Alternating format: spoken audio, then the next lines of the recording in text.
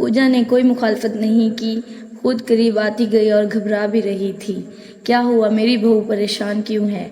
कोई देख लेगा तो मसला हो जाएगा, विक्रम ने कान के पास कहा। कौन देख लेगा? राजू सुबह तक नहीं आएगा। बस तो और मैं अब कमर, पीठ और नीचे की तरफ हाथ जा रहा था। पूजा की सांस तेज थी, वो भी अब जवाब दे रही थी। दोनों के दरमियान फासले खत्म हो चुके थे। पूजा का सर विक्रम के कंधे पर था और इसके बालों में हाथ फेर रहे थे। पूजा ने धीरे से कहा, यह गलत तो नहीं है ना? विक्रम ने जवाब दिया, गलत वो होता है जो दिल को दुखाए, ये तो सुकून दे रहा है। तो पूजा ने कहा, तो फिर सुकून देते रहें। रात के ठीक 10 बज चुके थे। मुंबई की सर्द हवा खिड़कियों से अंदर आ रही थी। बाहर बारिश की बूंदें छत पर, दरख्त पर और गली की ईंटों पर टिप टिप कर रही थी। घर में सन्नाटा था, सिर्फ छत का पुराना पंखा आहिस्ता आहिस्ता घूम रहा था और फ्रिज की हल्की सी आवाज़ आ रही थी। बेटा यानी राजू ऑफिस से बता चुका था कि आज देर से आएगा, कोई मीटिंग है, कोई क्लाइंट आया है, रात 12 से 1 बजे तक वो आएगा। पूजा किचन में जाकर खड़ी थी, सफ़ेद शलवार कमीज पहने, बाल खुले हुए थे, हल्का सा मेकअप, हाथों में गर्म दूध का कप लिए वो ड्राइंग रूम की तरफ बढ़ी।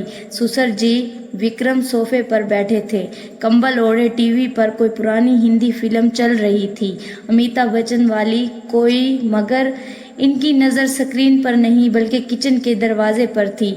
पूजा ने कप आगे बढ़ाया, ससुर जी लीजिए, आज बहुत सर्दी है, गर्म दूध पी लीजिए, गला भी गर्म रहेगा। विक्रम ने कप लिया, उंगलियां जानबूझकर पूजा के नर्म हाथों पर रख दी। कुछ लम्हे वहीं रहे, फिर धीरे से बोले, बेटी तुम्हारे हाथ तो बर्फ जैसे ठंडे हैं, लगता है सर्दी अंदर तक घुस गई है।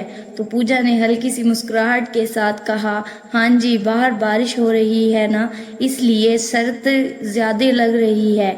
विक्रम ने कंबल थोड़ा सा खींचा और सोफे की तरफ इशारा किया, आ जाए, यहाँ पर बैठो थोड़ी देर, कंबल के अंदर गर्मी मिल जाएगी, अकेला बैठता हूँ, बोर हो रहा हूँ। पूजा ने थोड़ा झिझक दिखाई, फिर आहिस्ता से सोफे के कोने पर बैठ गई। विक्रम ने कंबल दोनों के पैरों पर फैला दिया। अब दोनों के पांव कंबल के नीचे एक दूसरे से लगे हुए थे। पूजा के पांव ठंडे थे और ससुर जी के पांव गर्म। कुछ लम्हे खामोशी में गुजरे। टीवी पर अमिताभ बच्चन अपनी आवाज में गाना गा रहा था, चुरा लिया है तुमने जो दिल को। विक्रम ने धीरे से कहा, यह कंबल कितना छोटा है ना, पूरा ढाप भी नहीं रहा, थोड़ा एडजस्ट करना पड़ेगा। पूजा ने नजरें झुकाकर कहा, तो आप ही ले लीजिए ना, मैं क्या करूं? विक्रम ने हल्की सी मुस्कुराहट के साथ कहा, अरे मैं ही कर लेता हूँ, देख नहीं रही? इन्होंने कंबल के अंदर हाथ डाल दिया, फिर पहले पूजा के पाँव पर रखा, फिर आहिस्ता आहिस्ता पाँव दबाने लगे।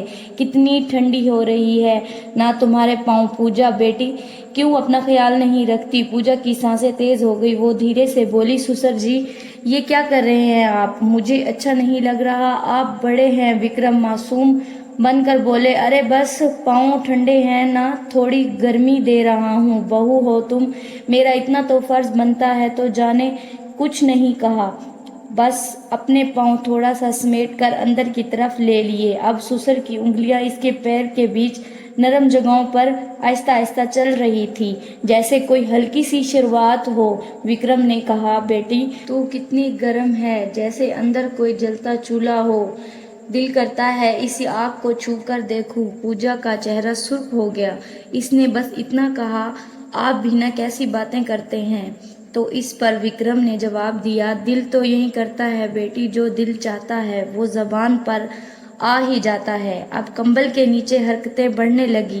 पूजा का हाथ आहिस्ता से ससुर जी की रान पर आ गया, वो हिला नहीं। पूजा विक्रम की टांगें दबाने लगी। विक्रम ने आंखें बंद कर ली, बस ऐसे ही थोड़ी देर, कुछ नहीं करें, बस ये सुकून महसूस करें, रात अभी बहुत लंबी है। टीवी पर बारिश का सीन चल रहा था। पूजा ने कहा, फिल्म में तो हीरो अपनी हीरोइन को बचाता है। इस पर विक्रम मुस्कुराकर बोले, अरे बारिश में भीगना भी तो मज़ा है, और ये बारिश तो अंदर की है, बाहर वाली से कई ज़्यादा परजोश।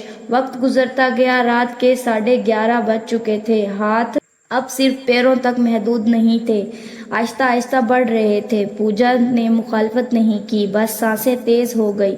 पूजा ने धीरे से पूछा, ससुर जी अगर राजू आ गया तो? विक्रम बोले, तो क्या, हम तो बस कंबल ओढ़ कर टीवी देख रहे हैं, इसमें गलत क्या है?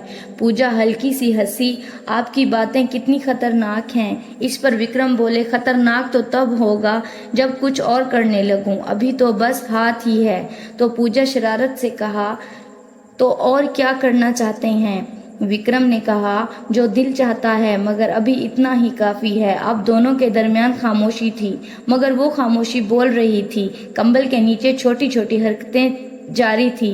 रात के 12 बज गए, बारिश तेज हो गई, बिजली कड़कड़ाने लगी। पूजा थोड़ा सा घबरा गई। विक्रम ने कंबल और खींच लिया और इसके कान के करीब बोले, डरो मत, मैं हूं ना। पूजा ने कहा, मुझे डर नहीं लग रहा, बस दिल तेजी से धड़क रहा है। रात के 1 बजे राजू की गाड़ी की आवाज़ आई। दोनों फौरन संभल गए, कंबल ठीक किया, टीवी की आवाज़ बढ़ा दी। पूजा किचन की तरफ चली गई। राजू आया, अरे वाह, दोनों जाग रहे हो? विक्रम बोले, हाँ बेटा, थोड़ी देर टीवी देख रहे थे। साथ ही पूजा ने कहा, गरम दूध ले आऊं? राजू ने कहा, नहीं, मैं बहुत थक गया हूँ, मुझे नींद आई है, और वो कमरे में चला गया। पूजा वापस आई, दोनों की नज़र मिली, दोनों के चेहरे पर वही शरारती मुस्कुराहट थी। विक्रम ने धीरे से कहा, कल रात फिर आएगी ना? पूजा शर्माते हुए हल्का सा सर हिला दिया और दोनों अपने अपने कमरों में चले गए। मगर दोनों जानते थे कि ये रात ख़त्म नहीं हुई, बल्कि अभी शुरुआत है। बारिश थम चुकी थी, मगर हवा में सर्दी बाकी थी। अगली रात राजू ने फिर कहा कि वो देर से आएगा। पूजा ने कहा, ठीक है, मगर दिल कुछ और चाह रहा था। रात के 9:30 बजे विक्रम वहीं सोफे पर बैठा था। आज कंबल की जगह मोटी चादर थी। टीवी पर कोई पुरानी फिल्म चल रही थी। पूजा किचन से आई, नीली शलवार कमीज पहने, हाथ में अदरक वाली चाय के 2 कप। विक्रम ने कप लिया, इस बार इसका हाथ पूरा पूजा के हाथ पर ठहर गया। बेटी, आज फिर सर्दी लगी है? पूजा ने कहा, बहुत ज़्यादा। तो फिक्र ना करो, आज चादर बड़ी है, पूरा ढांप लेंगी। तो पूजा करीब आकर बैठ गई। दोनों के कंधे एक दूसरे के से लगे हुए थे। चादर दोनों पर डाल दी गई। कुछ देर खामोश रही, फिर विक्रम बोले, कल रात जो हुआ वो ख्वाब था क्या? तूने नजरें झुका कर कहा।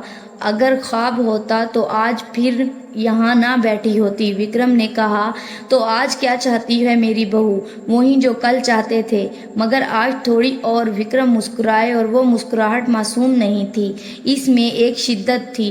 विक्रम इस बार ज़्यादा बाकी से अपने रिलेशन का हक अदा कर रहे थे।